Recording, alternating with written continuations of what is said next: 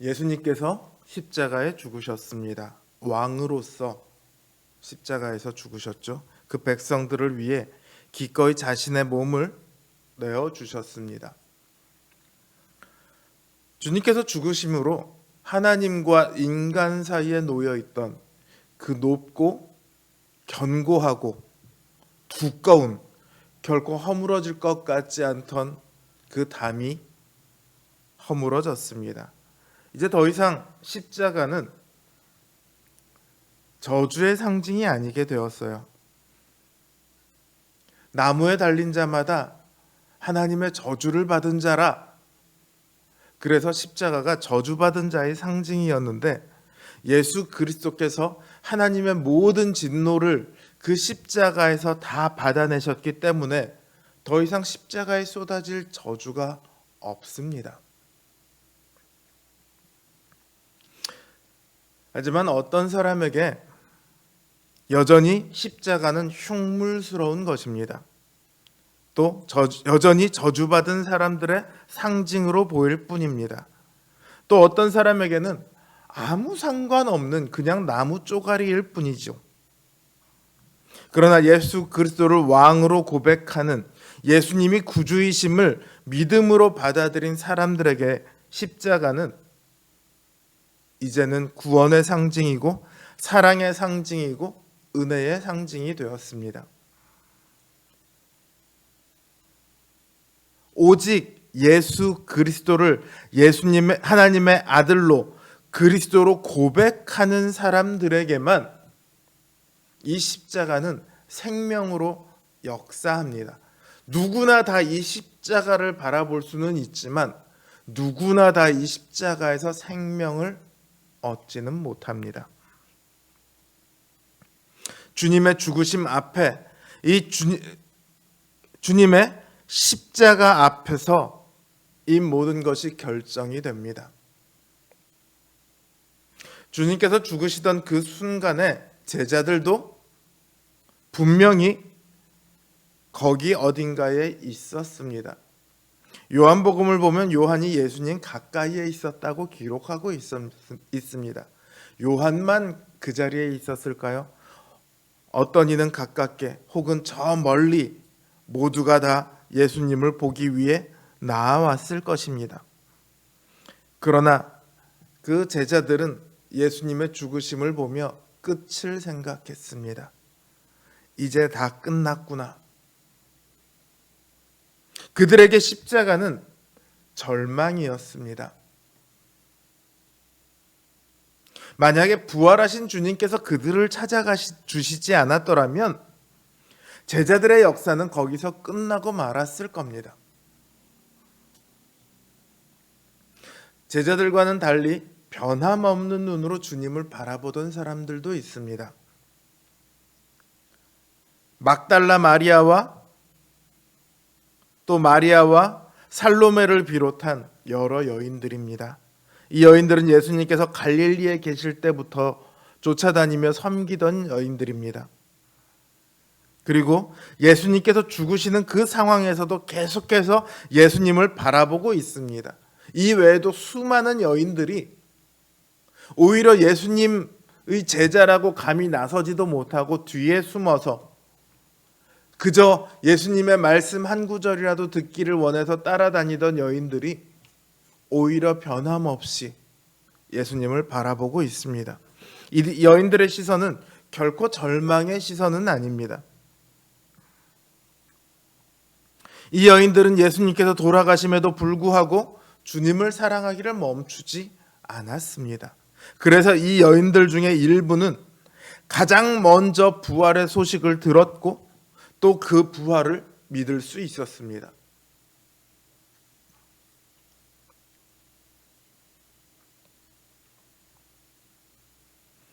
또 예수님의 죽으심을 이유로 더 적극적이 된 사람도 있습니다.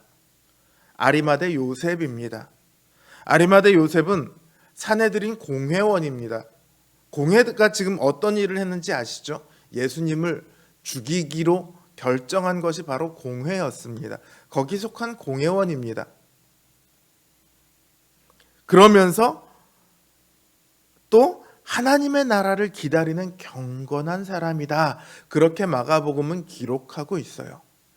그러니까 이 아리마대 요셉이 예수님의 죽으심을 두고 반대했던 것은 반대하지 않았을까, 그렇게 우리는 짐작해 볼 수도 있지만, 또 다른 한편으로는 이 아리마대 요셉이 예수님의 제자이면서도 유대인들을 두려워해서 자기를 나타내지 못했다, 예수님의 제자라는 걸 밝히지 못했다, 이런 기록이 마태복음에 있는 걸 보면 사내들인 공회에서 어쩌면 아무 말 못했을 수도 있습니다. 그런 요셉이 예수님의 죽으신 후에 빌라도를 찾아갑니다. 그래서 예수님의 시신을 내어달라, 이렇게 요구를 하죠. 이 말은 무엇입니까? 자기가 예수님을 따르는 사람이다, 나는 예수님의 제자다, 이걸 이제 비로소 드러내는 겁니다. 지금까지는 사람들이 두려워서 그걸 숨기고 있었는데 예수님의 죽으심 앞에 오히려 더욱 예수님의 제자임을 드러냅니다. 이런 두려움을 이겨내는 힘, 그것은 믿음이 아니고서는 설명할 수 없습니다. 그 예수님의 죽으심이 오히려 아리마대 요셉에게는 더욱 믿음의 사건이 되었던 것입니다. 그런가 하면 이전까지는, 가장 극단적인 케이스인데, 이전까지는 전혀 상관이 없었는데 예수님의 죽음으로부터 시작하는 사람도 있습니다. 예수님을 향해 섰던 백부장입니다. 이 백부장은 예수님 바로 곁에서 그 모든 것을 다 본 사람입니다. 그래서 예수님이 실제로 죽었는지 안 죽었는지 알기 위해서 빌라도가 누구에게 묻냐면 이 백부장에게 묻습니다. 예수가 죽었냐? 예, 확실히 죽었습니다. 다른 두 죄인들은 죽지 않았는데 예수는 죽었습니다. 그래서 다른 두 죄인들은 다리뼈가 부러집니다. 왜 다리뼈가 부러지냐면 십자가라는 것이, 우리가 생각하는 그 십자가가 사람이 이렇게 올라가 있으면 계속 처져요. 밑으로. 무거우니까, 힘이 없으니까. 근데 발이 이렇게 못에 박혀 있으면서 그 발에 박혀 있는 못의 힘으로 그거를 버티는 거거든요. 그럼 이제 더 이상 못 버티게 하려고 다리뼈를 부러뜨립니다. 그러면 완전히 축 처져서 금방 죽게 된다고 해요. 그러니까 이 십자가에 매달린 사람을 빨리 죽을 수 있도록 하기 위해서 시체를 빨리 치워야 될 때, 그럴 때 이제 다리뼈를 부러뜨린다고 합니다. 다른 두 죄수들은 다리뼈가 부러지죠. 그러나 이 백부장의 증언에 의해서 예수님의 다리뼈는 전혀 부러지지 않고 성경에 예언되었던 대로 전혀 부러지지 않고 그렇게 보존될 수 있었습니다.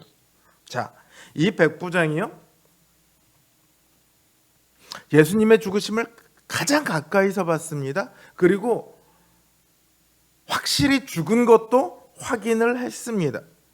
그런데요, 이 백부장은 거기서부터 시작을 하죠. 이 사람은 정말로 하나님의 아들이구나.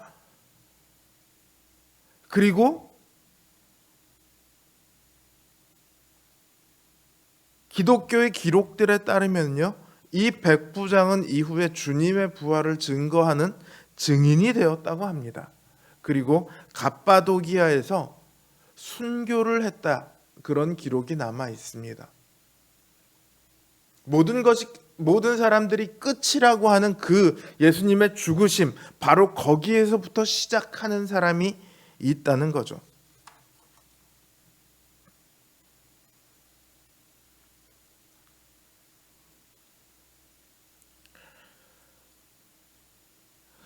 예수님의 십자가를 바라보는 여러 부류의 사람들이 이 짧은 본문 안에도 나오고 있습니다. 그러니 우리가 살다 보면 얼마나 많은 부류의 사람들이 나올까요? 누군가는 십자가를 향해 분노하거나 비웃을 수도 있을 겁니다. 여기 나오는 대제사장들이 빌라도를 찾아가서 그렇게 얘기하거든요.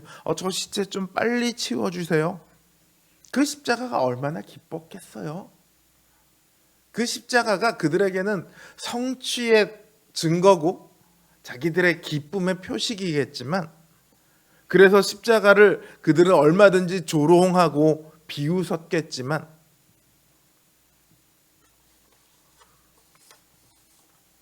그들의 결말이 어떠한지 우리는 이미 알고 있습니다. 성경에 굳이 기록되지 않아도 우리는 그들의 끝을 알고 있죠.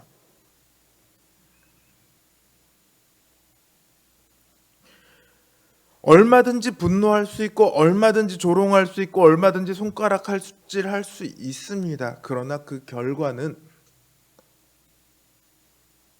무시무시하다는 걸 알아야 합니다. 십자가를 자신의 왕으로, 자신의 왕께서 자신의 형벌인 사망을 대신해서 짊어지셨노라 이렇게 고백하지 않는다면 어느 누구도 오히려 하나님의 저주에서 벗어날 수 없습니다. 하나님의 진노에서 벗어날 수 없습니다. 오직 그 십자가를 믿음으로 붙드는 사람들만이 예수 그리스도 안에서 은혜와 사랑 안에 설 수 있습니다. 예수 그리스도의 십자가만이 우리의 유일한 길이고 유일한 소망이고 유일한 생명입니다. 십자가는 우리의 시작입니다. 백부장이 거기서부터 시작했던 것처럼 십자가는 우리의 시작점입니다. 그리고 우리의 전부이기도 합니다. 그 십자가가 우리의 전부가 되게 하십시오. 우리 삶의 일부가 아니라 우리의 전부가 되게 하십시오. 그 십자가 안에 있는